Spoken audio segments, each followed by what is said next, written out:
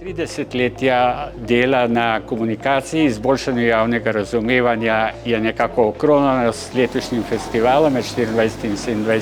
septembrom, ki je pokazal, kakšen je interes, tako na strani tistih, ki znanje potrebujejo, kakor na strani tistih, ki ga prevzemajo.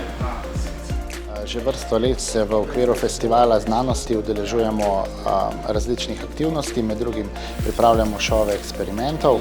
Mladi radi opazujejo poskuse, kjer se rado bliska, kjer prihaja do eksotermnih reakcij, privabljajo jih svetlobni efekti. S takšnimi dogodki želimo spodbuditi tako učitelje kot učence, postajajo vedoželjni, da veliko eksperimentirajo. Mi smo se danes zbrali zaradi Marija Pleničarja, našega dedka, ni bil sam znanstvenik, ampak je bil v bistvu tudi dedek in ga imamo v lepem spominu, tako da danes proslavljamo njega vsi. Kot dedek je bil imel tak zelo dober humor, bil je zelo zadržan, ampak kar se pa od njega najbolj spominjam, se pa v glasu samo takrat, ko je imel res nekaj pametnega za povedati. Doktor Kobal me je povabil, da sodelujem in meni se zdela krasna ideja. Skušam ne imeti nobenih enačb in takih nezanimivih stvari, ker poudarek na tem, da je bodočnost pripada mladim ljudem in da oni bodo zgradili za nas boljši svet.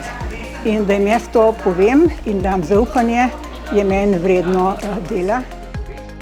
Že 30 let delam za vesoljsko agencijo ESA, European Space Agency, in se mi zdi zelo pomembno, da se tudi prinese ljudem, kaj mi pravzaprav delamo.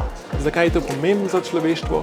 In me zelo veseli, da sem tukaj tle pri 30. festivalu znanosti in me zmeraj veseli priti nazaj in videti toliko mladine pri teh prireditvah. Prihajamo iz osnovne šole Franceta Bevka Ljubljana že celih 30 let, tako da je za nas to tudi poseben slavnostni festivalski dogodek. Učenci, ki se udeležujejo tega, so učenci, ki običajno obiskujejo dodatni pouk kemije, fizike, biologije. Predvsem se pa veselijo, da lahko na fakulteti, ki izvajajo najrazličnejše atraktivne eksperimente, spoznajo eminentne znanstvenike in da pravzaprav vidijo, kako lahko postane tudi njihovo življenje nekoč življenje znanstvenika, raziskovalca kot način življenja.